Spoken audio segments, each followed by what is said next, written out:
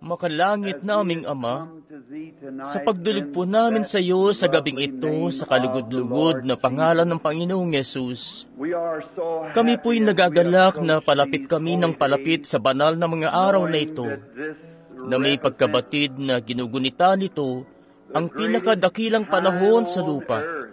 Ito ngang nung ang buong kasapatang hain ay inihandog, upang ang mga abang naliligaw ng mga makasalanan ay mapapalayat magtataglayin ng dakilang pag-asang ito na taglay namin sa aming mga puso sa gabing ito, na darating ang araw na siya'y paririto muli. At sa gabing ito, sa paglapit ko kanina sa pulpitong ito, sa pagdaan ko sa pintuang yon, kaya't naririnig ko ang lumang awiting ito. Magbubunyi tayo sa buong sanlinggo na katumbas sa dakong iyon ay unang 10,000 taon, na nagpapabalik ng mga alaala maraming taon na ang nagdaan, nung unang nagtagpo-tagpo kami sa tabernakulo rito, bago nagsimula ang dakilang revival na yon sa buong mundo. At Diyos Ama, sadya pong kinaluluguran namin ang mga alaalang ito, at sadyang ang napakainam para sa aming mga kaluluwa na kami makabalik muli sa gabing ito, para magpasimula ng isa na namang makalumang revival, kung saan ang mga makasalanan ay hihingi ng kaawaan, at kung saan ang mga tumalikod sa pananampalataya ay may bunsod na maituwid muli sa Diyos. At ang Espiritu Santo ang tampok na panauhin sa pagtitipon na ito, na siyang humahawak at namamahala at naghahatid sa amin ng tinapay ng buhay sa pamamagitan ng salita. At dalangin namin na kanyang pagbiministeryuhan kami gabi-gabi sa revival na ito. Pagagalingin ang mga may sakit at mga nangangailangan. Pakababanalin ang bawat mananampalataya at malwalhati mula sa mga pagsisikap na ito na inilatag namin. Dahil Diyos Ama, ito'y para sa karangalan at kalwalhatian lamang ng kanyang pangalan na hinihiling namin ito. Amen.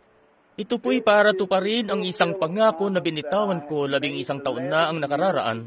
Matagal ngang panahon nang lumipas muna hanggang sa makaabot dito. Pero heto nga na nakabalik muli sa tabernakulo para sa isang revival. At ngayon, alam naman natin na itong munti nating tabernakulo ay kulang talaga sa espasyo pagdating sa ganitong revival. Pero tayo nga'y magsisiksikan lamang dito at sa higit nating makakaya para sa susunod na ilang mga gabi para po sa kalwalhatian ng Diyos.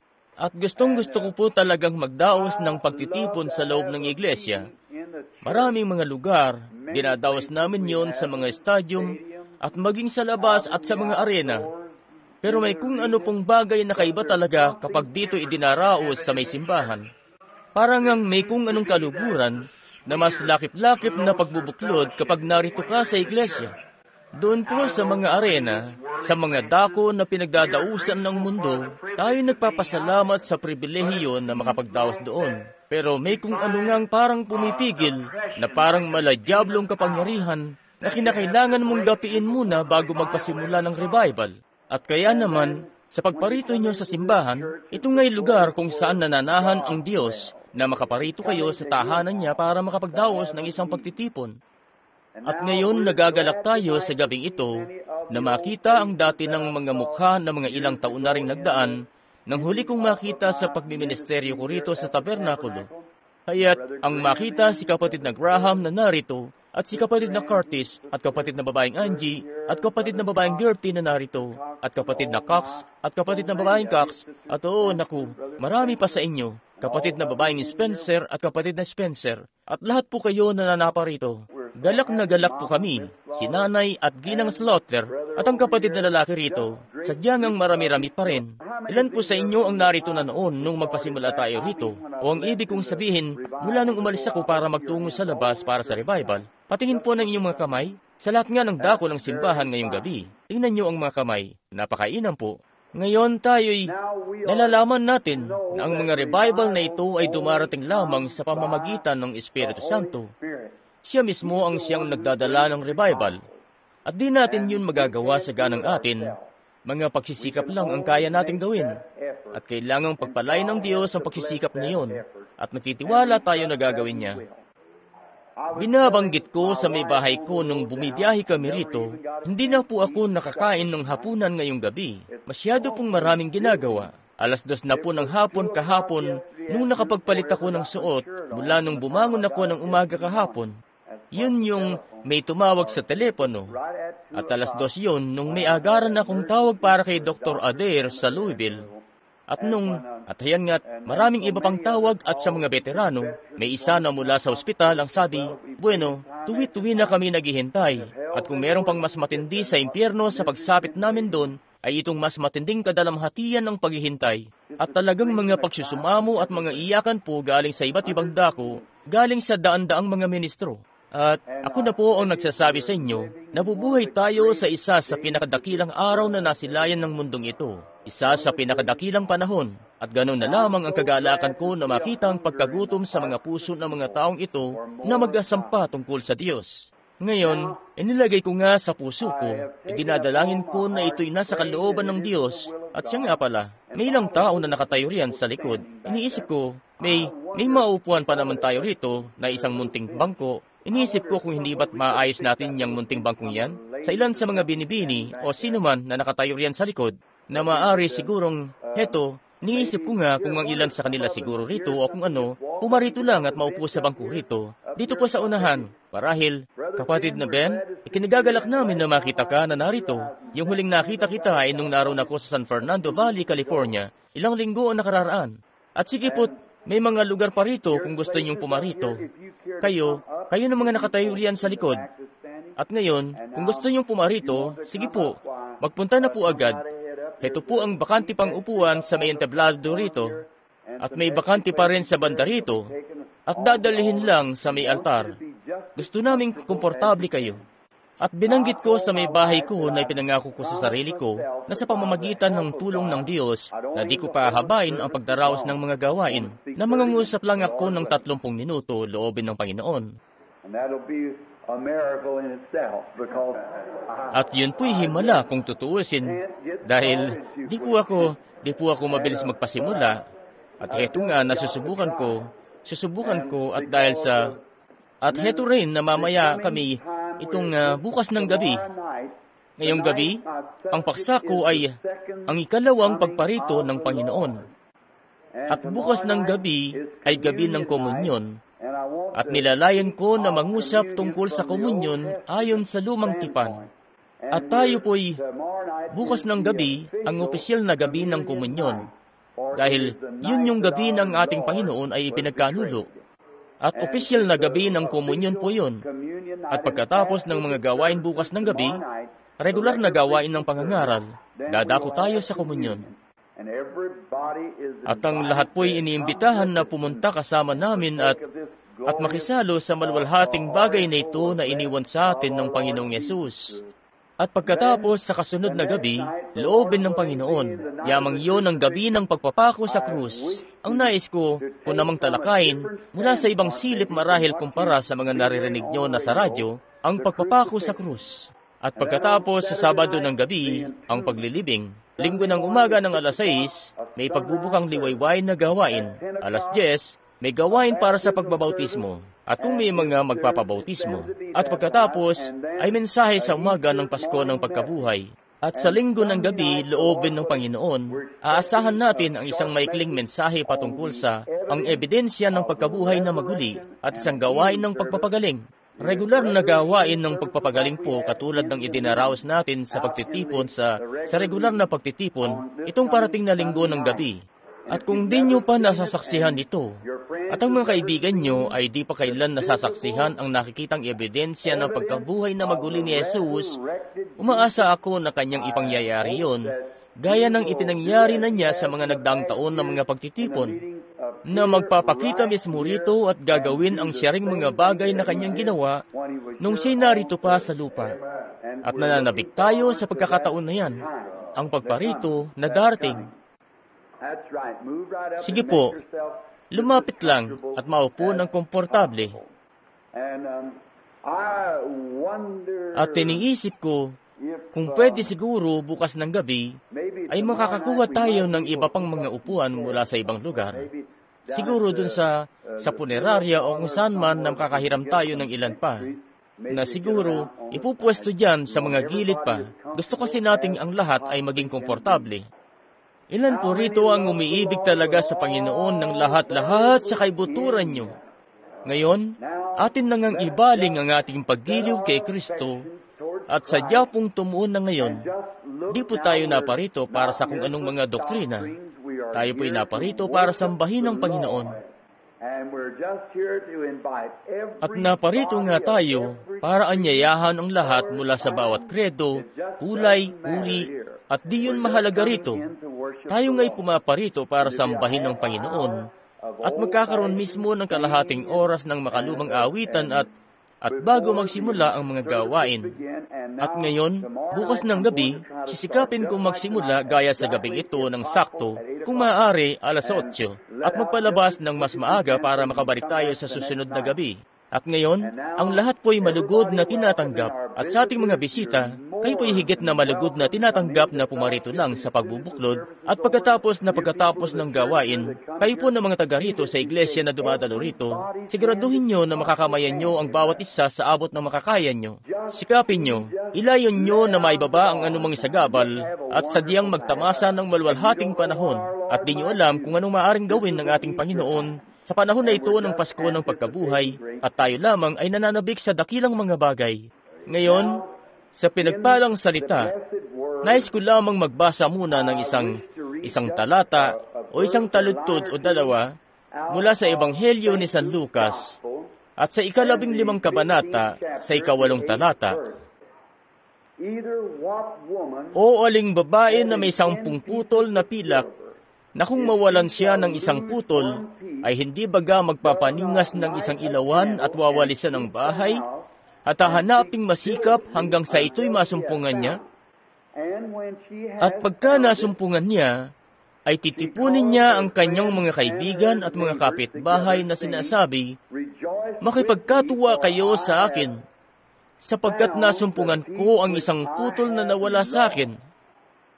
Now, that may seem like a very odd Ngayon, isto lang ang kakaibang kasulatan niyan para sa 2 pagparito ni Kristo pero nangungusap nga ito patungkol sa 2 pagparito ni Kristo. At itong dakilang paksa na mayroon tayo rito sa harapan natin ngayon ay isa sa pinakamahalagang paksa sa buong banal na kasulatan. Wala na ngang mas iimportante pa sa pagparito ng Panginoong Yesus. Dahil kung hindi siya paparito, masusumpungan nga tayo ng mga huwad na saksi. Ang mga patay natin na naroon sa libingan ay malilipol na lamang, at wala nang matitirang kahit na anong pag-asa para sa atin kung si Jesus ay di paririto mismo nang may pagpapakita sa 2 pagkakataon. At sa mismong pagsasaalang-alang sa 2 pagparito, ito'y napakahalaga talaga na itong banal na sanlinggong ito na atin ngang tinutugaygay. Haya't si Jesus, nung tinugaygay niya ito sa pinakaunang pagkakataon doon sa mismong anino ng krus, nangusap siya ng kaunting-konti patungkol sa kanyang kamatayan, pagkalibing at pagkabuhay na maguli. Mas nangusap siya tungkol sa kanyang 2 pagparito kaysa sa nangusap siya patungkol sa kanyang kamatayan, pagkalibing at pagkabuhay na maguli. Yamang nababanggit ito nga'y tunay na napaka-importanting paksa.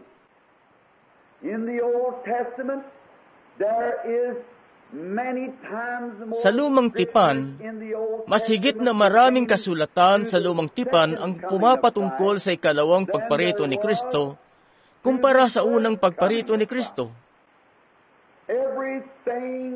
Ang lahat-lahat sa salinlahin ng tao, matapos na maganap ang pagtutubos, ay nakalagak mismo sa 2 pagparito ng Panginoon.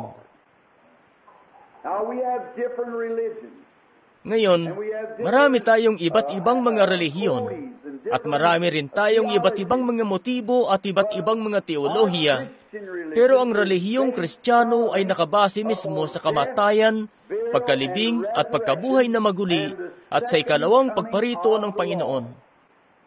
It's an important question.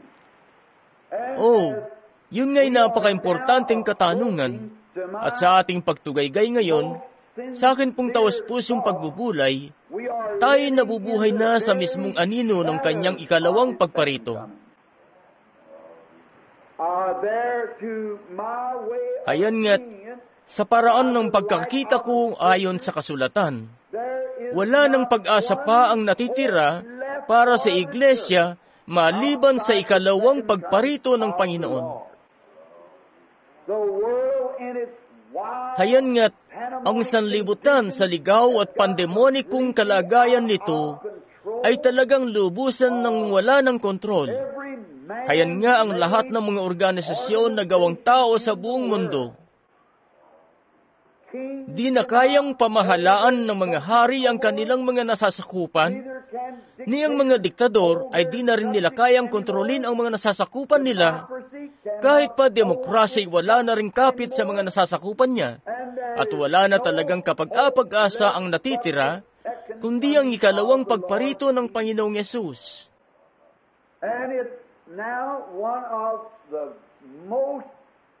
At ito na talaga ngayon ang pinaka-terribling panahon para sa isang di mananampalataya at makasalanan na nasaksihan niya kailanman dahil ang panahon ng kawakasan ay nalalapit na.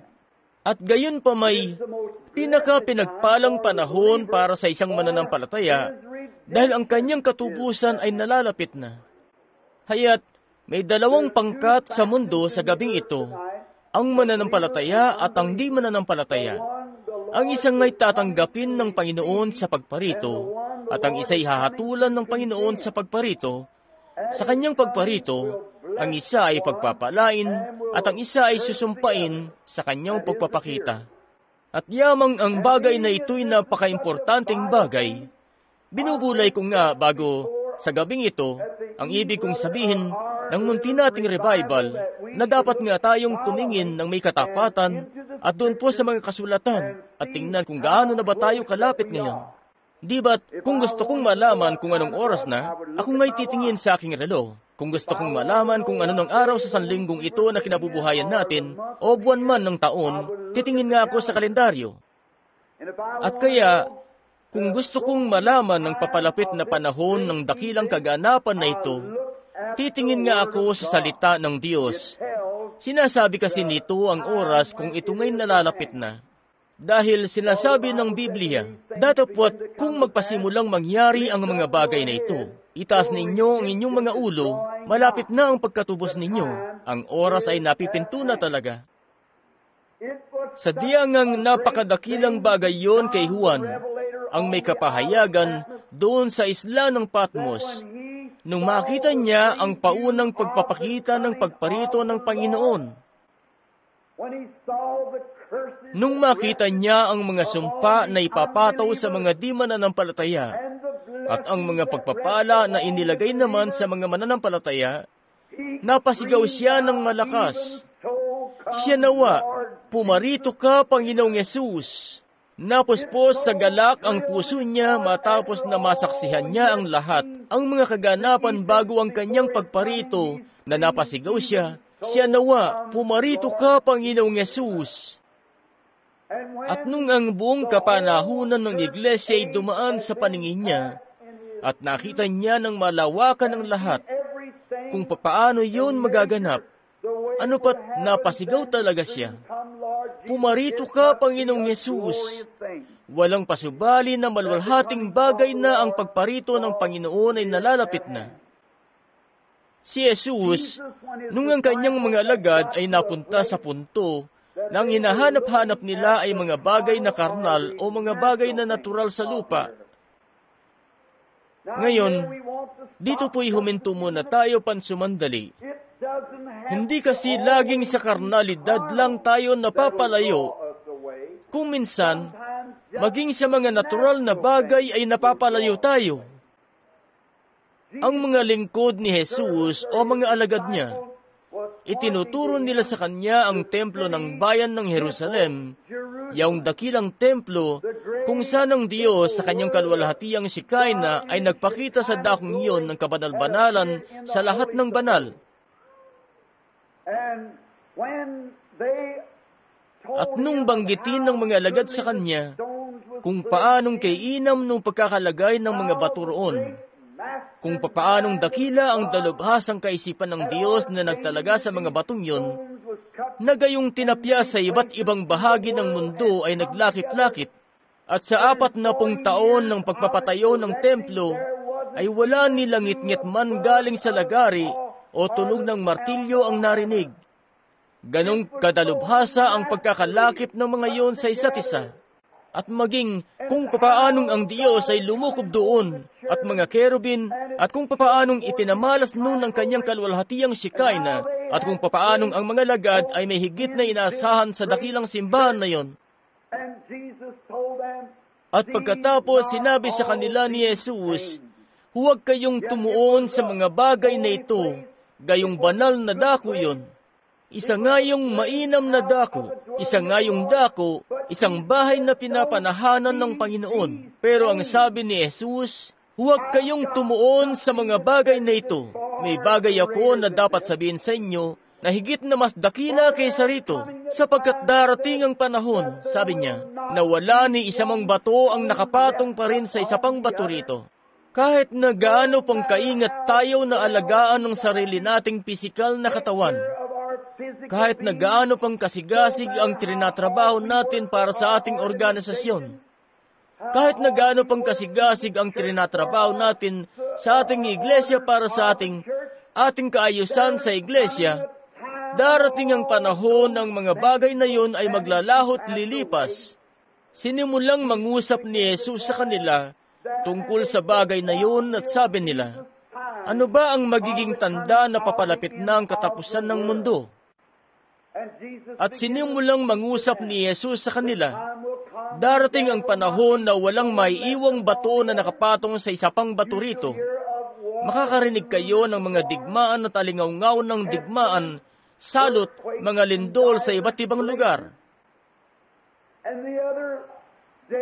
At nung isang araw sa California, sa Oakland, nung kami nabigyan ng pribilehiyo na makaparaon sa isang pagtitipon, at yun ang unang pagkakataon ng may bahay ko'y nakaranas ng lindol. Nakaupo ako sa barberya at ako, yung silid ay umuga ng konti, at agad-agad na may anunsyo sa radyo, lumilindol. Sabi, may kasunod pa sa loob ng 8 minuto. At sa isip-isip ko, ano kaya kung yun yung pinakahuli na? Nagmadali ako palabas ng barberya. Kinatagpo ko ang may bahay ko na naghihintay sa kalsada, tapos pumasok sa isang maliit na butika para bumili ng ilang card na litrato para ipadala sa mga mahal namin sa buhay. At habang naroon kami sa loob, ayun nga ang isa sa pinaka-di maipaliwanag, nakakatuwang pakiramdam na mararanasan kailanman ng isang tao. Ang buong lupa po'y nagsimulang umuga. Ang mga bote'y nagsilaglagan mula sa estante. Yung mga tubo'y nagsimulang kumalas mula sa gusali at dun sa kalsada na puno mismo, ang mga tao'y nagsisigawan at nagsisiiyakan habang nababakbak ang mga palitada mula sa dingding. Tapos, yung malalaking mga gusali na 30 at 40 palapag ang taas, ang mga yun ay nayugyug din hanggang sa may usok o alikabok na animoy mula sa dikdikan na pumailan lang sa ere na parang isang malaking kabuti. At yung mga tao ay nagsimulang magsihiyawan at magtakbuhan. Sabi ko, ang daliri yun mismo ng Diyos na makapangyarihan sa lahat na sinasabi, may kamay na sumusulat sa pader. Sabi ni Jesus, kapag narinig ninyo ang mga lindol sa iba't ibang dako, hayon nga ang lupa na nabitak sa mismong daan at mahaba-haba, mga nasa 5 talampakan ng uwang at dandang talampakan ng lalim sa lupa. Mayroon pa ngang bahagi na bumigay talaga ang daan. At sa isip-isip ko, nung mabitak yun, halos makita ko mismo ang daliri ng Diyos na makapangyarihan sa lahat na nagsasabi at magkakaroon ng mga lindol sa iba't ibang dako. Habang lumilipas ang araw na yon, 8 iba't ibang lindol ang yumanig sa siyudad, at yung mga bahay inuman ay anupat nagbukas pa rin, at yung mga lasenggo'y nagdagsaan sa kalsada. At ang mga kababaihan ay lumalakad sa kalsada na halos di nadadamitan, at lahat na't parang walang nangyari. Ang mga tao ay talagang tali sa lupa sa panahon ngayon na di ko alam kung anong klaseng pag-uga ang makakapagpayanig sa bansang ito. Ang mga tao ay walang pakialam.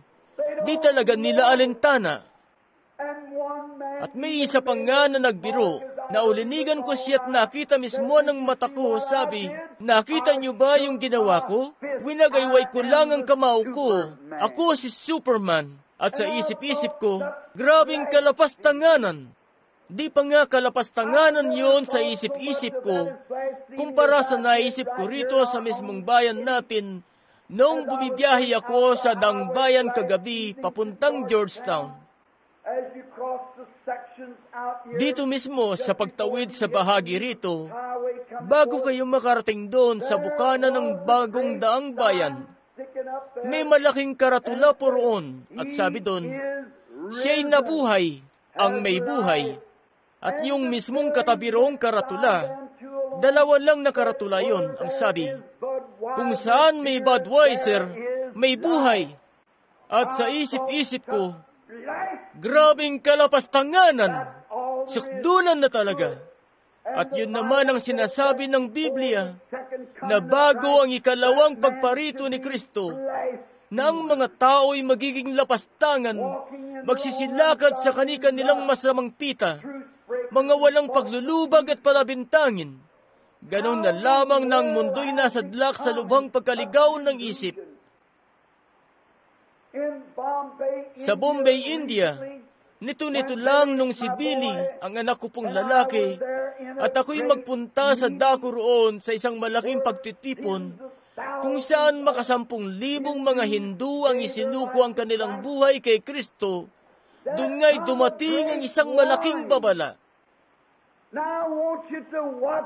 At ngayon gusto kong tunghayan nyo ang katalinuhan ng kalikasan. At bigla-bigla na lang, sa kung anong di may paliwanag na dahilan, lahat ng maliliit na ibon sa siyudad ay nagsimulang umalis ng bansa. At yung mga ibon, laksa-laksa talaga, umalis sila ng bansa. At napansin ng mga tao na yung buong bakahan at mga tupa at mga baka. Hayan nga't sa India, yung pambakod nila doon ay di katulad ng pambakod natin dito sa atin. Hindi kahoy na bakod yung sa kanila roon. Yung sa kanila roon ay malalaking batong bakod na mataas ang pagkakatayo. At yung buong bakahan nga'y nagsimulang umiwas mula doon sa mga pader at iniwasan din yung mga gusali. At nagpunta sila roon sa gitna ng kaparangan at nagsimula silang magkumpul-kumpulan sa gitna ng parang. Pagkatapos bigla na lang, isang malaking lindol ang tumama at itinumba ang mga pader. Mga puno, mga bato, nagliparan na parang mga missile. At yung mga ibon ay di pa muna bumalik. At maski yung bakahan ay nanatili lang doon sa parang. Pero yung taong ngayon iniisip niya na ayos na ang lahat. Tapos nung sumunod na araw, lumindol na naman. At marami pang mga gusali ang nagtumbahan at animoy missile na nagtatalsikan. At nung ikatlong araw, nagsibalikan na ang mga bakahan sa mga pader at maging yung mga ibon ay nagsibalikan sa siyudad. Oh, siya na nagpapakain sa ibong maya. Siya na nagdala sa kanyang mumunting mga nilalang papasok ng daong ay nabubuhay at nagahari mapasa hanggang ngayon. At ang mga nilalang na iyon ay mistulangang nagtataglay ng mas higit na katalinuhan patungkol sa Diyos kaysa sa tao na kanyang ang nilikha ayon sa kanyang wangis, yamang lapastangan ng tao. Haya't yung mumunting mga nilalang ng lupa, naglalaan para sa kanila ang Diyos at sila'y nagsilikas palayo sa naglalakihang mga pader, patay na sana sila. Yung mga ibon ay nadurog na sana sa mga uwang ng bato habang paugoy-ugoy yon. Mga tanda ng kanyang pagparito. Isa ngang dakilang araw na kinabubuhayan natin ngayon. Lindol sa iba't ibang dako, salot, lahat ng mga bagay na sinalita ni Jesus ay narito na. Sa pagtingin ko nga rito, wala nang natitira pa kundi ang pagparito na mismo ng Panginoon. Napipinto na talaga. Si Jesus, maging doon sa pahayag niya sa kanyang bayan, sabi niya, sa puno ng igos ay pag-aralan ninyo ang talinghaga nito. Kapag nananariwa ito at sumusupling ang mga dahon, sinasabi ninyo na malapit na ang tag-araw.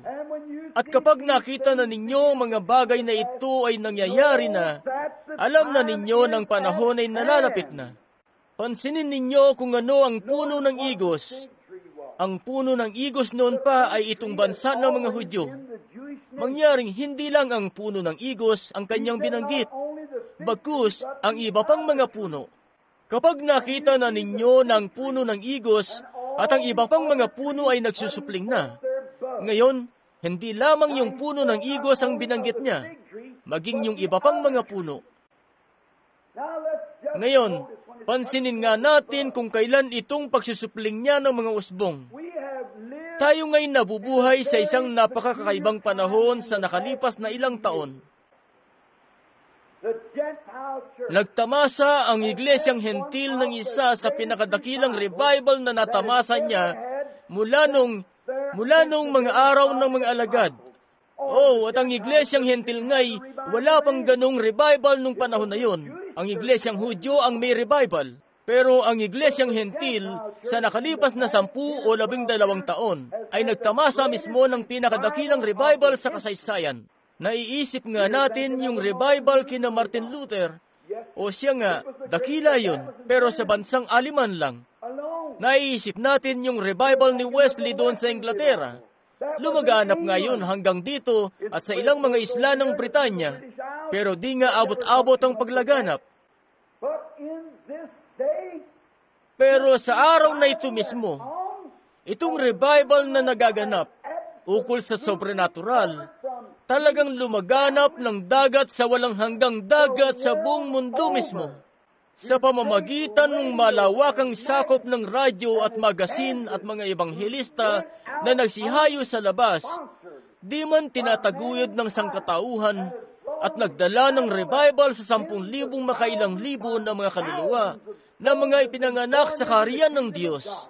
Sa akin pong muntit, simpleng-simpleng pagmiministeryo na ipinagkaloob sa akin ng Panginoon, nasaksihan ko mismo ang lagpas milyong mga kaluluwa na nagsilapit sa kaharian ng Diyos.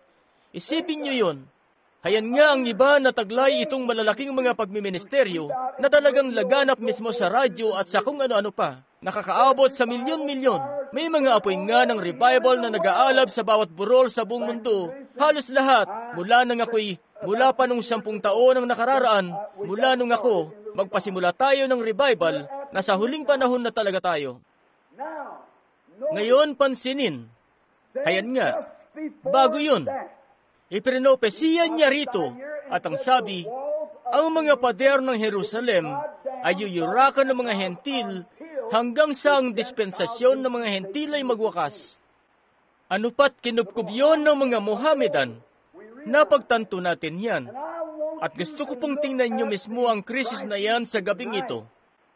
Kung papaanong si Ismael at si Isaac ay talagang leeg sa leeg pa rin ang init sa isa't isa.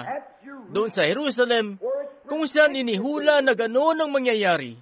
At nitong ilang mga taon ang nakararaan, ay halos wala na ngang natirang Hudyo sa Jerusalem. Ngayon, sinasabi nga ni Jesus, kapag nakita ninyo ang puno ng igos na sumusupling na ng usbong, ngayon, ang mga Hudyo po ay nakakalat sa buong mundo. Malaking bilang mismo, milyon-milyon ang naroon sa bansang Aliman, at sa Italia, at sa Estados Unidos man, at sa buong mundo. At ang Diyos, gaya ng ginawa niya noon nung unang panahon, na pinatigas ang puso ni Paraon. Pinatigas niya ang puso ni Mussolini sa mga Hudyo, at ang mga Hudyo ay pinalayas mula sa Italia. Pinatigas niya ang puso ni Hitler, at sila'y pinalayas mula sa bansang Aliman. Pinatigas niya ang puso ni Stalin at pinalayas nga sila mula sa Russia. And had you been noticing the paper? At napapansin niyo ba sa pahayagan na tayo, ang Estados Unidos, ay kumakampi na sa panig ng mga Arabo? Oh, brother, the hand Oh, kapatid, ang sulat kamay ay naroon na mismo sa pader. Ang sabi ng Diyos, sino man ang nagpapala sa Israel ay pagpapalain. Ang sumusumpa sa Israel ay susumpain.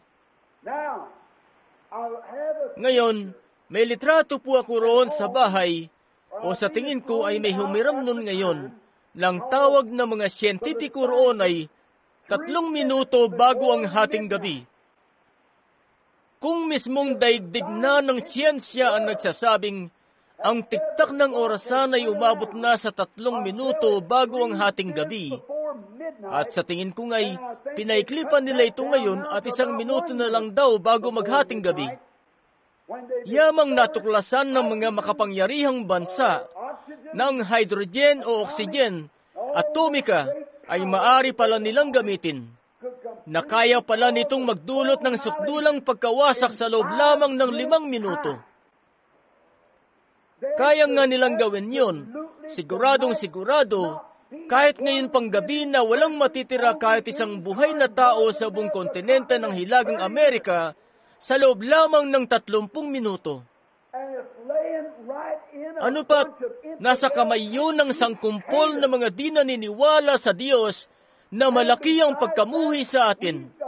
At di lang yan, may mga lansya tayo at mga barko na naroon sa lahat ng mga dako, sa magkabilang, sa Siberia man, doon man sa Hungary, at iba't ibang lugar, kung saan nakapalaot ang ating mga barko, kargado ng siyering klase ng mga missile na ito. later than you think. Mga kapatid, huli na sa inaakala nyo, walang ang kaalam-alam ang Sodom at Gomora na yung gabi na yun, haya't sila pala'y nabubuhay na sa kanilang huling sandali. Walang ang kaalam-alam ang Ehipto na yung anghel ng kamatayan na inihulang darating ay darating na pala ng gabing yon. Maging yung Pearl Harbor ay walang kaalam-alam na yung paglusob ay nangyari na pala. Tayo'y isinalang na mismo sa timbangan at nasumpungan tayong kulang. Malapit na tayo sa kawakasan ng panahon. Anong mangyayari kung sila doon sa Moscow, kaya't iuumang na nila ang mga missile na yon na ginigiyan ng mga bituin at radar ay patatamay ng bomba na yon ng sakto rito sa 4th Street sa Louisville basta't anaisin nila. Ganon nga. At tayo man ay nakapalaot sa dagat sa kung saan sa ating mga barko at iuumang ang isa sa kabisera sa Moscow basta't naisin natin. Anong mangyayari, kapatid ko? Kung yung missile na yon nakatakot-takot ay pakakawalan na ang bansang ito ay makakatanggap ng pagyanig at sa siyering oras na yon ay pakakawalan din natin ang siyering bagay at payayanigin ng kabilang bahagi. At tayo nga'y nakatira sa ibabaw ng maliliit na munting katiting na manipis na pang-ibabaw ng lupa. Siya nga, yamang kinain na yon ang kinain sa buong palibot na mga lindol hanggang sa magmistulang inuubos ang pinakaloob noon na parang itlog. Kung ang mundo nga'y sasambulat na lang ng isang malakas na pagsabog at 8,000 milya na kapal ng kumukulong putik ang sasambulat sa impapawid, ipangyayari nga noon ng saktong-sakto ang sinabi ng Diyos na mangyayari. Narito na tayo sa kawakasan ng panahon. Narito na tayo. Wala nang makapipigil pa. Lahat ng pagnenegosasyon, kahit na siguro maglagay tayo ng Eisenhower sa bawat bansa, at di na talaga yun mapipigil. Sinabi na ni Jesus Kristo na ang mga panahon na ito ay darating. Narito na tayo. Nagpapasibol na ng usbong ang puno ng igos.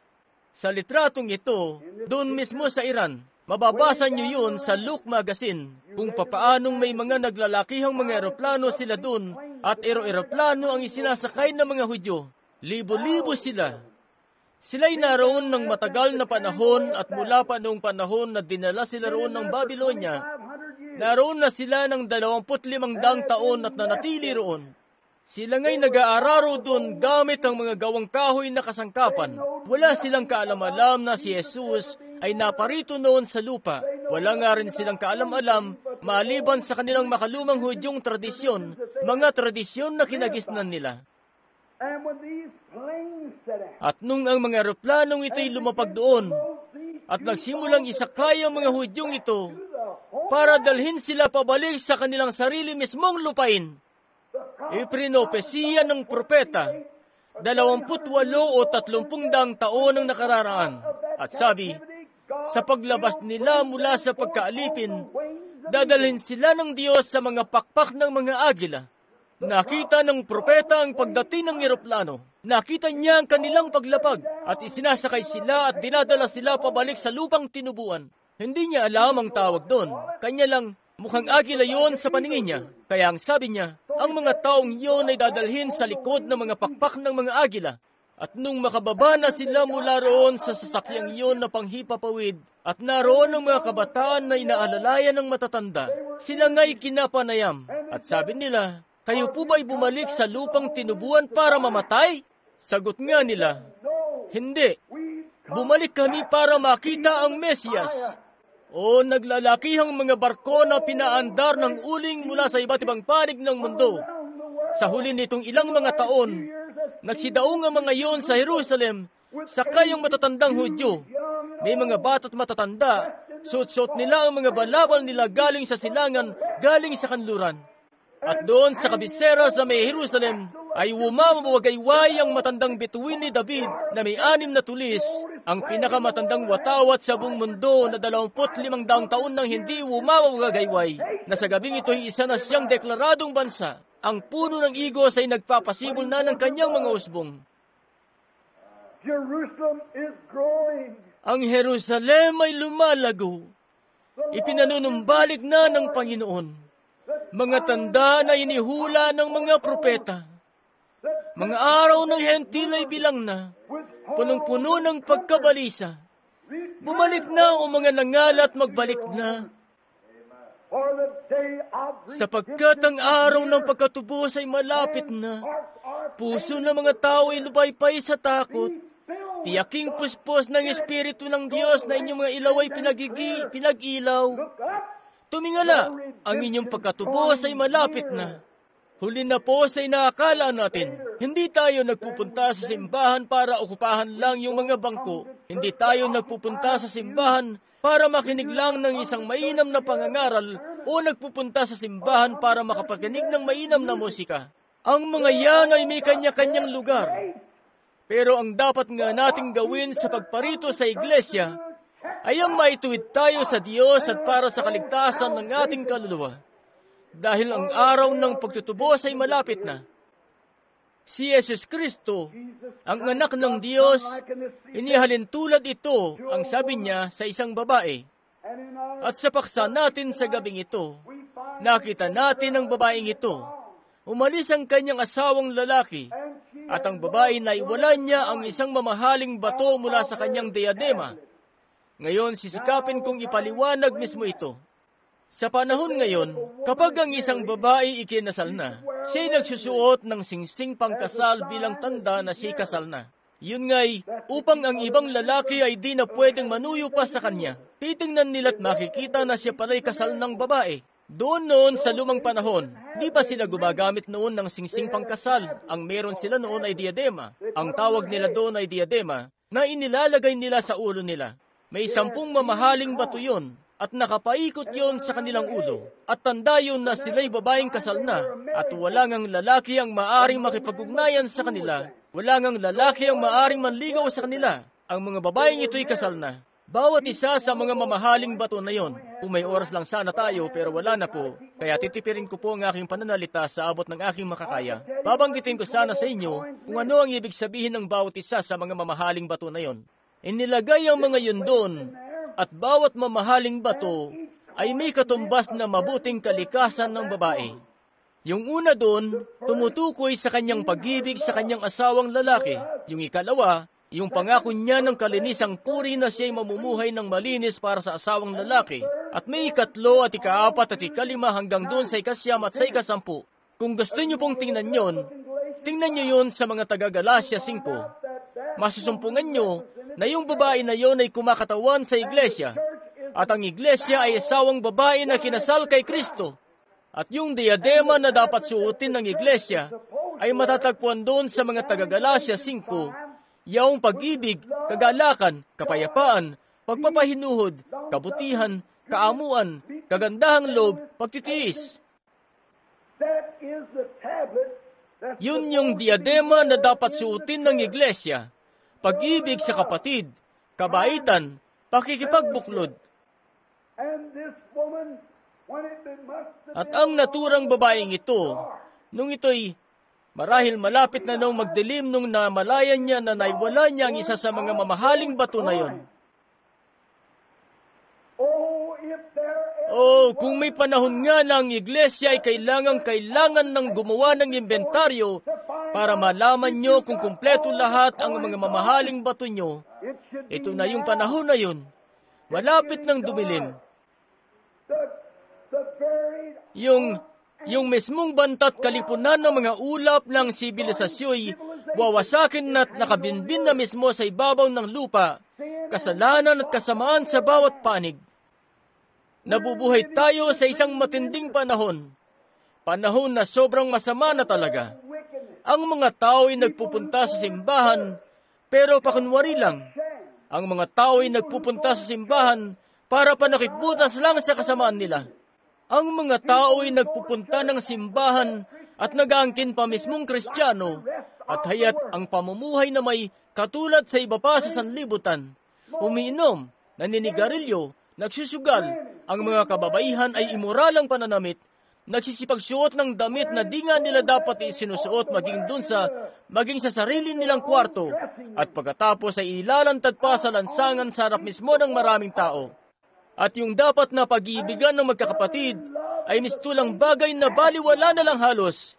Kung tutuusin, ay hindi lang isang mamahaling bato ang naiwala natin, kaya't bawat isa noon ay naiwala natin. At malapit ng magabi, at alalahanin niyo, pabalik na ang kanyang asawang lalaki. At kung maabutan siya ng asawa niyang lalaki na wala ang isa sa mga mamahaling bato na yon, ipinapakita lang nun na minarkahan siya na isang patutot. Dahil kung susuway siya, o dudungisan niya ang sarili sa kung anong paraan at may mga taong nakakita, siya nga'y dadalhin nila sa harap ng saserdote at magdadala ng saksi roon na nakita siya na ginawa niya ang ganong bagay. At yamang nakikita ng saserdote na ang babae isang kasal na babae, kukunin yung isang mamahaling bato mula sa diadema niya, nang ibig sabihin, nakagawa siya ng mali. Kung kanya kasing dinumihan ng kalinisang puri niya, tatanggalin nila ang isang yon. Kung siya nga'y nagpapaligaw, nang ibig sabihin lang, ay di siya tapat sa kanyang asawang lalaki, kaya tatanggalin nila ang isang yon. Ano pa man yun na nagawa niya, tatanggalin nila yon. At kaya kung babalik ang kanyang asawang lalaki, tapos makikita niya na minarkahan ng babae, haya't makikipaghiwalay siya sa babae agad-agad at hindi na magkakaroon ng anumang kaugnayan sa ganong klase ng babae. Di niya kasi nanaisin ang ganong klaseng babae. Mangyaring papalapit na ng papalapit ang dilim nung mamalayan niya na may naiwala pala siya. Oras na rin na ang asawa niyang lalaki ay pabalik na at paggabi na. Kinakailangan na talagang suriing maigi ng iglesia ang kanyang sarili sa pamamagitan ng salita ng Diyos. Itong ating kadalisayan, ating katapatan, ating pagkamaalab, naging matatabil tayo, mapag-imbento ng kwento, maninigarilyo, mga naninira ng patalikod, pinturadang mga Jezebel. Puno mismo ang kalendaryo ng lahat ng mismo ng pinagagagawa ng sanlibutan. Kaya't ang iglesyang Kristiyano ay nakikipag-ugnay sa mga bagay na yon sa panahon ngayon na di mo na masabi kung ano ang pinagkaiba ng isa sa isa. Panahon na talaga na kailangan mag-inventaryo. Paubos na ang panahon.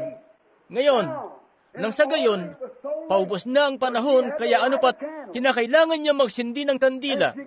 At kumuha siya ng kandila. Mangyaring di lang siya kumuha ng kandila, kumuha rin siya ng walis at siya naglinis ng bahay. Oh, kapatid, kung may panahon mismo na kailangan na magsindi ng kandila, na may panumbalik ang liwanag ng Ebanghelyo, napapasok na muli ang Espiritu Santo sa iglesia, na di lang kung ano-anong emosyon, di lang kung ano-anong pagkapanatiko, di lang kung anong pagkaantig ng damdamin, di lang basta makatalon na lang sa galak, bagkus isang karanasan ng pagsasaliksik sa puso ng mga lalaki at babae ay tinutuwid sa Diyos. Siya nga, narito na talaga tayo sa pagtatapos ng panahon. At nung sindihan ng babae ang kandila, tinanglawan siya noon ng liwanag. At kapatid, bawat munting kandila na narito ay kinakailangang masindihan sa gabing ito. Hindi lang yun, kumuha ang babae ng walis at napapanood ng mga kapitbahay ang mga alikabok na nagliliparan. Ang babae nga'y naglinis talaga ng bahay dahil ang kanyang asawa ay paparating na. At kung maabutan ng lalaki ng babae kulang ng kahit isang mamahaling bato, siya ituturing na isang patotot. Kapatid, tayo na iglesia ng buhay na Diyos. Sa napakaselang mga oras na ito na kinabubuhayan natin, marapat lang na saliksikin natin ang ating mga sarili. Dumulog sa harap ng Diyos, sindihan ang kandila ng salita ng Ebanghelyo. At atin ngang saliksikin ang ating mga sarili at tingnan kung tayo ba'y nagkukulang. At lalo na't nakikita na natin ang lahat ng mga bagay na ito na dumarating na. Narito na tayo sa katapusan ng panahon. Ang pagparito ni Kristo ay malapit na. Wala nang iba pang pag-asa sa sanlibutan para sa iglesia. At tingnan nyo, ang iglesia ay nagpapahapay. Wala nang ang kamalayan ng iglesia. Halos di mo na kaya silang gisingin pa. Sinabi ng Biblia na mapapadako sila sa ganong kalagayan na sasabihin nila. Ayan nga, ipagpapaliban ng ating Panginoon ang kanyang pagparito. At sila'y naninilat nagkakagatan sa isa't isa at kung ano pa, at nag-aaway-away. Ayan nga mismo ang panahon. Nakaumang na ang lahat. Nakabuklat na ang mga pahina kung papaano nga at handa na talaga ang pagparito ng Panginoon. Naiwaglit ng iglesyang Lutheran ang liwanag niya. Naiwaglit ng iglesyang Methodist ang liwanag niya. Naiwaglit ng iglesyang Baptist ang liwanag niya. Naiwaglit ng iglesyang Pentecostal ang liwanag niya. Lahat na halos ng liwanag ay naiwaglit na. Ang mga Pentecostal, mga miyembro ng holiness, ang kilos nila ay saktong parang Methodist na. Ang mga Methodist ay parang mga Baptist na kumilos. Ang mga Baptist ay parang Lutheran na kumilos. Ang mga Lutheran ay parang Katoliko na kumilos. At lahat nga ay mistulang napadpad na sa isang malaking kalipunan ng kasalanan. Ganun nga, narito na tayo sa katapusan ng panahon, ang pagparito ng Panginoon. Ngayon, ang babae nagkaroon ng panahon na puspusang paglilinis ng bahay. Kinuskos niya ang mga sahig, inagiwan niya ang mga dingding, tinanggal niya ang mga sapot. Hindi siya tumigil hanggang sa mahanap niya ang naiwaglit niya. At nung mahanap na niya, tinawag niya ang mumuntin niyang mga kapatid na iglesia na sila'y magsipunta. Di ko alintana kung Methodist kayo, Baptist, Pentecostal, Presbyterian, hali kayo, pumarito kayo para tayo magbunyit magalak ng sama-sama.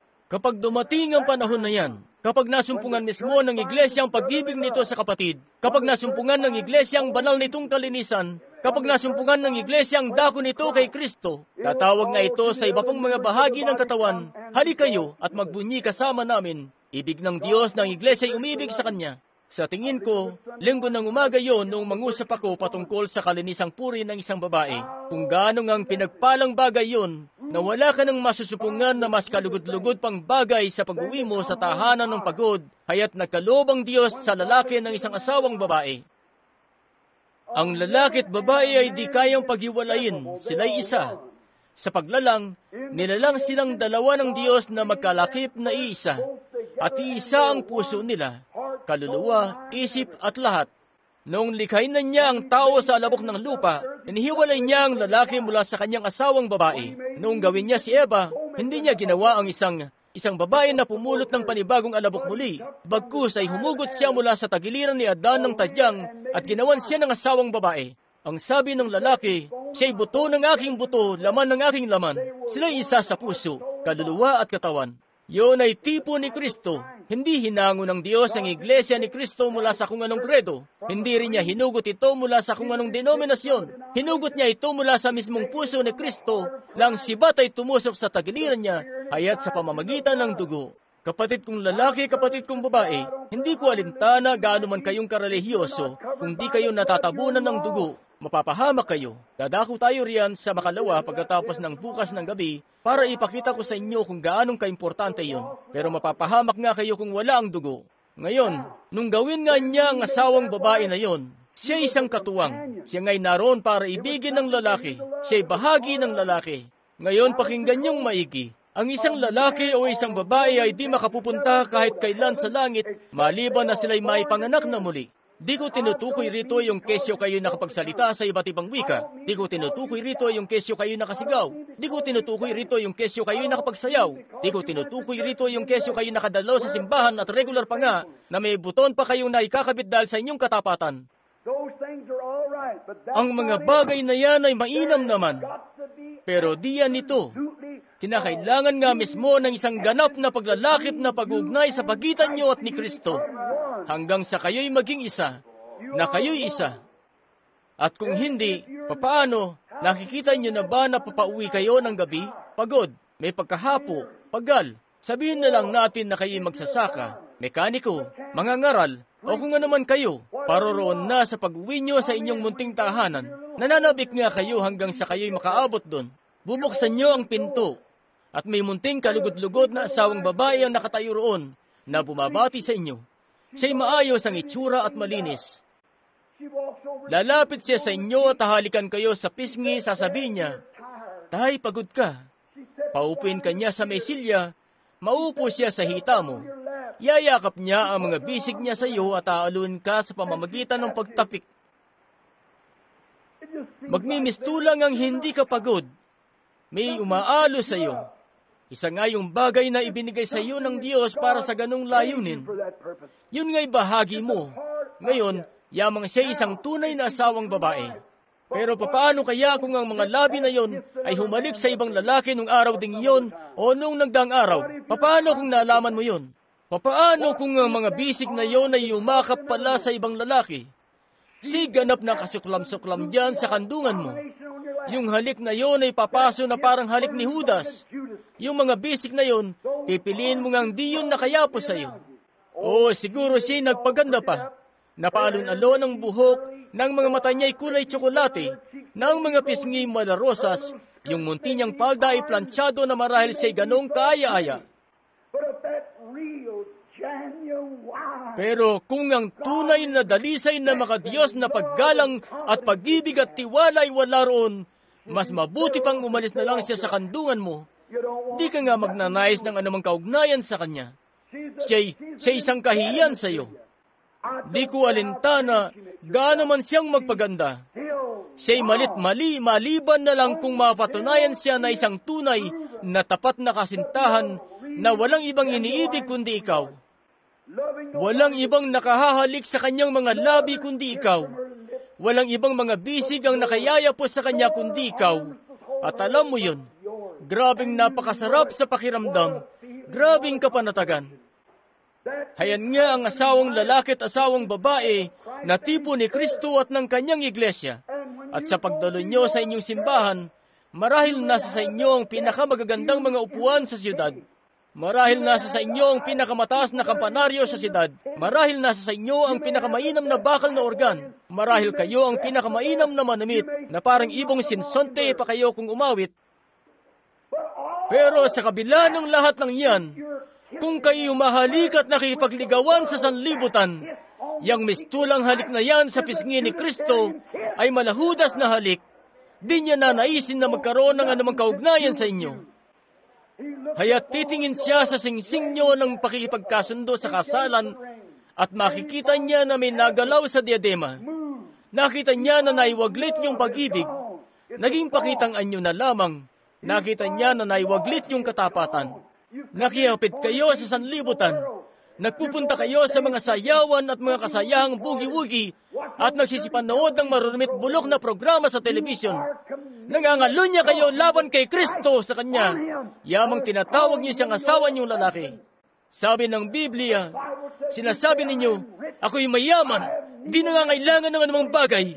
Pero ang sabi niya, di niyo nalalaman na kayo hubad, maralita, bulag, dukha, at di yun nalalaman. Panahon na para sindihan ng kandila at puspusang linisin ang bahay. Napipinto na ang pagparito ng Panginoon. Pagbulayan natin yan ng ilang minuto habang iniyuyuko natin ang ating mga ulo. Magagawa niyo po ba? Maaari ka bang magpunta rito sa piano, kapatid na babae? What have you been doing, church? Ano ba ang pinagkakaabalahan niyo, iglesia?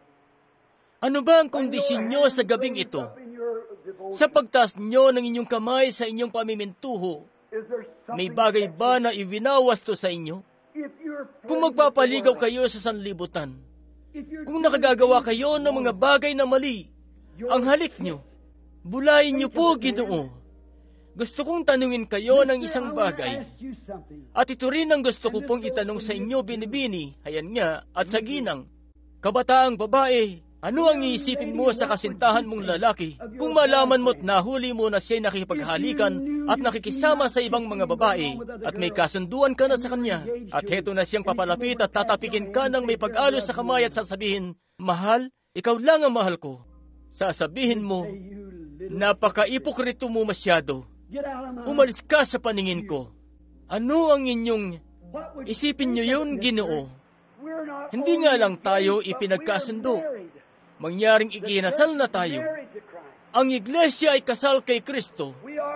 Tayo'y asawa ni Kristo na nagbubunga ng mga anak. Gugustuhin niyo ba yon na uuwi kayo ng bahay sa gabi para makipag-ugnay sa inyong asawang babae at nariyan ng maliliit na mga anak at matutuklasan mo na lang na noong araw na yun pala at sa pagpasok niya, yung mga kuko niya ay may manicure. Yun nga'y kung kayo'y sa sanlibutan. Marahil kayo, marahil maganda ang kanyang pagkakaayos sa kanyang sarili. Pero alam mo, isipin mo yun, kapatid na lalaki. Ano kaya kung ang babae na yun ay may kahalikan na ibang mga lalaki? Ano kaya kung ang mga bisig na yon na sa iyo'y nakayakap, sinasabi na mahal ka raw niya, at alam mo na isa lang yung namimahal din siyang iba, mangyaring ang pag-ibig niya sa iyo ay di totoo. Ang pag-ibig niya ay di totoo. Hindi lang pala para sa iyo, para sa iba rin pala. Kung talagang may pagkalalaki sa iyo, paalisin mo siya mula sa iyo. Iisipin niyo po yung ganoong pakiramdam. Isipin niyo yun, binibini, na halimbawang uuwi ang asawa niyong lalaki, at di lang yun, bagkus, may daladala pang kung ano-anong sakit na dulot ng mga immoral niyang gawa. At pagpalain ng iyong puso, ang iglesia nga'y nilamon na mismo ng espiritual na sakit. Lahat na ng uri ng mga ismo at lahat, maling-mali. Diyos, naway mahabag ka. Paparating na si Jesus, mga kaibigan. Marahil maubusan na kayo ng pagkakataon isa sa mga gabing ito o isa sa mga araw na ito. Kaya kailangan nyo ng siyasatin ngayon. Manalangin tayo.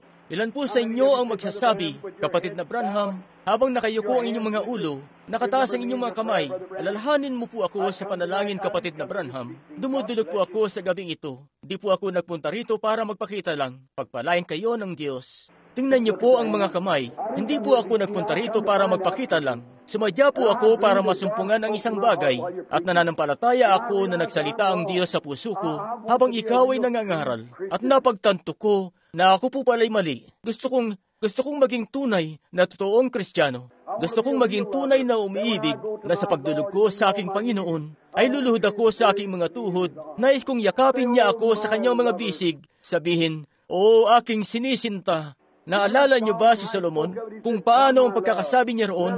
Ang sabi niya, "Pumarito ka, sinisinta ko. Lumakad tayo sa mga bungang granada. Lumakad tayo sa halamanan ng mga espesya." Ganon na lamang na nagwika siya ng labi ng babae ay parang usbong ng rosas at kung ano pa. Ganon na lamang ang pag-ibig niya sa munti niyang asawang babae na kanyang sinabi, "Pumarito ka, halina't magpakasaya tayo sa pagsisintahan." Sa pagluhod niyo sa inyong altar para manalangin, ang puso niyo ba'y totoong-totoo at ang kaluluwa niyo ay tunay na walang halong dungis na masasabi niyo, "Panginoong Diyos, tumun tayo sa ating pagsisintahan," at sasabihin niyo, "Oo, aking sinta, minamahal kita." O kayo ba'y nangangalun niya? Kayo ba'y nakikipagligawan sa sanlibutan?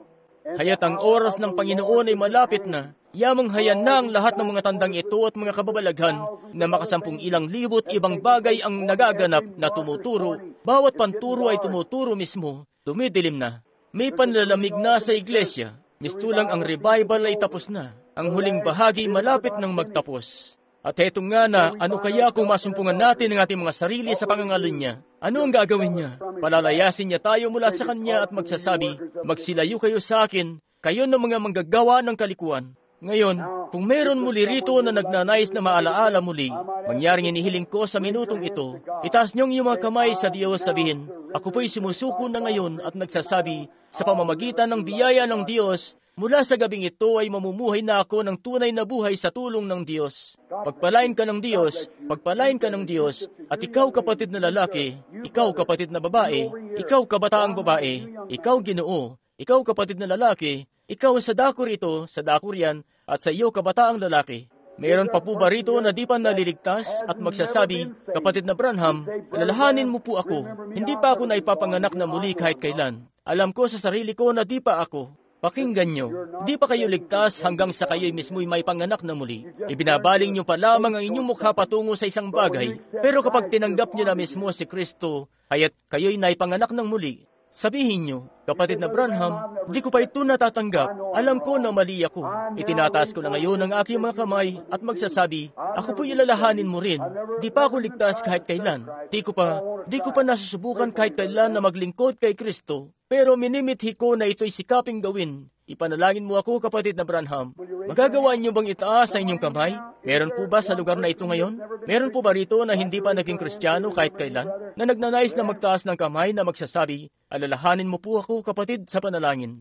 Pagpalain ka ng Diyos, iho. Meron pa po bang magsasabi, alalahanin mo ako, kapatid, pagpalain ka ng Diyos, binibini? Meron pa po ba? Alalahanin mo ako, kapatid, minimithi ko na ngayon na sampalatayanan ng Panginoong Yesus at tanggapin siya bilang tagapagligtas ko. Pagpalain ka ng Diyos, kapatid, mainam yan. May namuna sa akin nung isang araw ang sabi, kapatid na Branham, bakit mo sinasabi na itaas ang inyong kamay? Pakinggan nyo, wala ngang mas naniniwala pa sa pagtawag sa pagdulog sa may altar ng gaya ng naniniwala ako. Naniniwala ako sa pagdulog sa may altar. Mainam yun, pero hindi ka nito maililigtas. Bagkus yung diwa mo, yung pagpapasya mo kay Kristo, sasabihin nyo, bueno, gusto kong tumulog sa may altar. Mainam naman yan. Pero kapatid, napagtanto nyo ba na kung itataas nyo ang inyong kamay ay binabaling nyo ang bawat batas ng siyensya? Yang kamay nyo sa natural, dahil sa hatak ng mundo, ay dapat nakalaylay yan. Sa pagtaas nyo ng inyong kamay, ipinapakita niya na may sobrenatural sa loob nyo, na may kakayahang salungatin ang mga batas ng kalikasan na nagbubunsod sa inyo na itaas ang inyong kamay sa inyong malilikha. May kung anong bagay sa loob ng inyong puso na gumawa ng pagpapasya na yan. Nakikita ng Diyos ang pagtaas nyo ng inyong kamay kung papaano nga na nakikita niya kayo sa may altar. Ganon mismo. Kung buo sa kalooban nyo, ganon din ang Diyos. Pero tingnan mo, kaibigan, hindi ka nga pwedeng kalakalhati lang. Kinakailangan na buo talaga ang pasyan nyo. Ngayon manalangin tayo. Pinagpalang makalangit na Ama, sa gabi pong ito rito sa pagsisimula ng revival na ito, habang ang oras namin ay mabilis na kumakaunti na ngayon at lumipas na, dalangin ko po na ikaw ay mahabag sa mga taong ito. At ipagkaloob, Diyos na makapangyarihan sa lahat, na heto po sa gabing ito, ang nasa 20 mga kamay na nagsipagtaas sa loob ng gusaling ito, na kinakailangan nila si Kristo. O Diyos, heto nga ang kanilang mga kaluluwa. Ang Espiritu, ang langis, ay malapit nang maubos. Wala nang natitira pa. Kapag ang huling patak ay naubos na mula sa langisan o lalagyan, wala nang langis ang may lalagay sa aming mga ilawan. Mapagtatanto nila na nasa huling mga araw na sila. Wala nang pag-asa pa sa lupa sa labas ni Kristo. Dalangin ko ngayong gabi, Panginoon, na sa isang paraan, sa kataimtiman ng sandaling ito, mismong kataimtiman na ipadadala mo ngayon ang Espiritu Santo na nagbunsod sa kanila na magsipagtaas ng kanilang mga kamay at iligtas sila mula sa buhay ng kasalanan. Ipong ipagkaloob ito, Ama, at nawa bago matapos ang pagtitipon na ito, naway literal na 12 na sila na marami ang magsisihiyawan sa Espiritu Santo. Nawa dito sa dako ng pagbabautismo, mangyaring isa-isa po talaga sila na mabautismuhan sa mayamang pangalan ng Panginoong Yesus Kristo. Sa umaga pong ito ng Pasko ng Pagkabuhay, na may pagbangon sa kabaguhan ng buhay, o walang hanggang pinagpalang Ama, dalangin ko po na iyong pagpalain sila. Iyo pong ipagkaloob ito, Panginoon. At ngayon, sa mismong sandaling ito, naway ang pagpapasya nila'y totoo na. Naway tanggapin ka na nila sa mismong kinaupuan nila. Ang mga altar namin at ang buong paligid ay puno ng mga tao.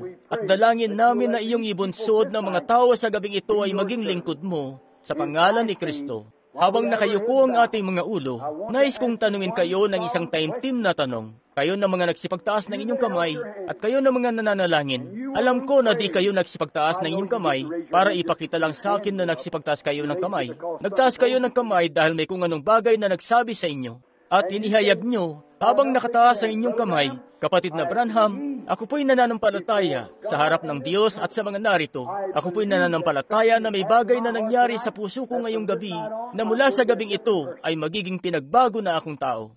Magagawa niyo bang itaas ang inyong kamay? Kayo na mga nagsipagtaas mismo ng inyong kamay, sabihin, ako po'y nananampalataya. Pagpalain ka ng Diyos, binibini. Pagpalain ka ng Diyos, ikaw, mainam po, diyan sa likuran. Oo, pagpalain kayo ng Panginoon.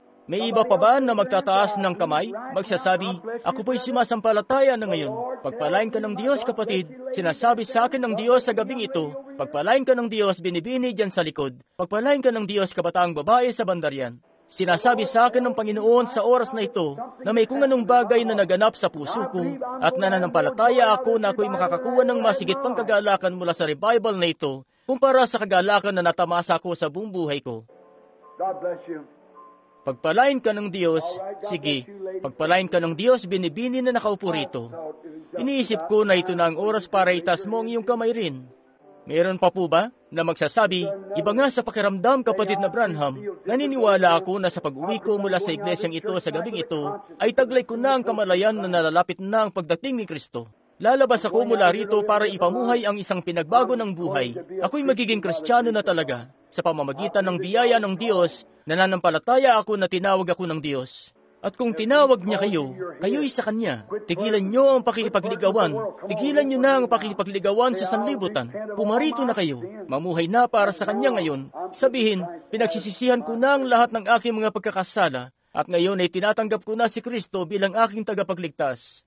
Meron pa po ba bago magtapos? May ilan pa ba? Pagpalain ka ng Diyos, kapatid na lalaki. Pagpalain ka ng Diyos, mainam yan. Pagpalain ka ng Diyos, mainam yan. Nagagalak ako ng lubos na makita kayo na nagtataas. Sige po, simula sa gabing ito ngayon, medyo ayaw naman nating pigayin ng husto. Gusto namin na mapalabas na kayo ng maaga para makabalik pa kayo bukas ng gabi. Bago nga pala tayo magtapos, meron po ba rito na may sakit na magtataas ng inyong kamay magsasabi, ipanalangin mo po ako, kapatid na Branham? Sige po, may 5, 6, 7, 8, 9, 10 kamay, 11, 12, sige po, 13 na ngayon, 14, sige po, 15. Yumuko na tayo ngayon. Pinagpalang makalangit na Ama, nakikita mo po ang mga kamay na yon. At naparito po sila para sa isang layunin. Marahil sila ay mga Kristiyano, pero kinakailangan nila ang iyo pong dakilang pagtulong. At napagtatanto namin, Panginoon, na sumigaw ka ng malakas sa pamamagitan ni David nang sabi, huwag mong kalimutan ang lahat ng kanyang mabuting gawa na siyang nagpatawad sa lahat ng ating mga kasamaan, na siyang nagpapagaling ng lahat ng ating mga sakit. Akin ngang itinadalangin na ang dugo ni Kristo'y lumagak ng may kaluguran sa kanila at sila'y mapagaling para ikagalak ang paparating na pagtitipon. Iyong ipagkaloob ito, Panginoon, sa pamamagitan ng pangalan ni Kristo, amin itong inihiling. Amen. Tumayo na tayo ngayon. Take the name of Jesus with you. Oh, name of Jesus with you. Lumibot po tayo, makipagkamay lang. Lumibot lang, sigit makipagkamay.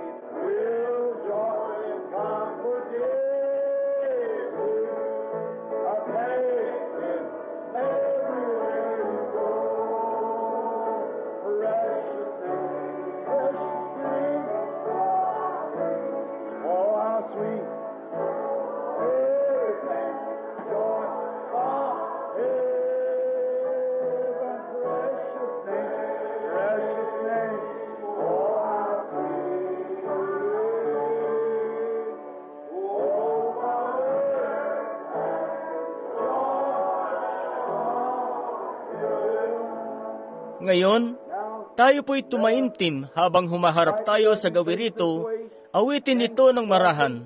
At the name of Jesus bowing,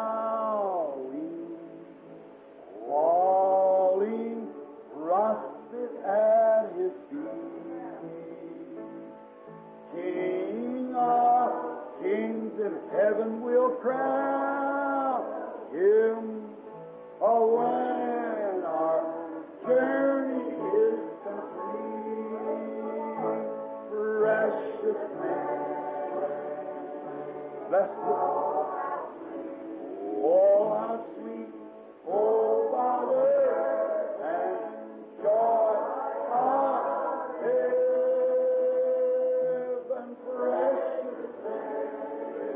precious name. Oh, how sweet, how sweet. Oh, how Ngayon lumampas lang ng kaunti sa alas 9, mga 7 o 8 minuto ang inilampas sa alas 9. Maaga po, maaga kayong makakauwi. Bumalik lang bukas ng gabi at atin pong ikagagalak ang mga pagpapala ng Diyos. Ikagagalak ang inyong pagparito. At ngayon, napansin ko may 12, 14 na mga kamay ang tumaas para sa kagalingan sa gabing ito. Kung marami po ang pupunta rito ng mga taong may sakit, maglalaan tayo ng isang gabi para sa gawain ng pagpapagaling. Marahil Sabado ng gabi at Linggo rin. Kung makita natin na di natin sila kayang maasikasing lahat sa Linggo, maglalaan tayo ng Sabado ng gabi. Antabayanan lang natin kung ano ang mangyayari. Ngayon, idinadalangin ko ng mga pagpapala ng Diyos ay maglumagak ng gusto sa bawat isa sa inyo at siya'y sumama sa inyo at pagpalain kayo hanggang sa magkita-kita ulit tayo bukas ng gabi. Atin na pong iyuko ang ating mga ulo ngayon sa kaunting sandali ng pananalangin habang hinihiling ko sa pastor na pumarito at isarang gawain sa pagdulog na pananalangin.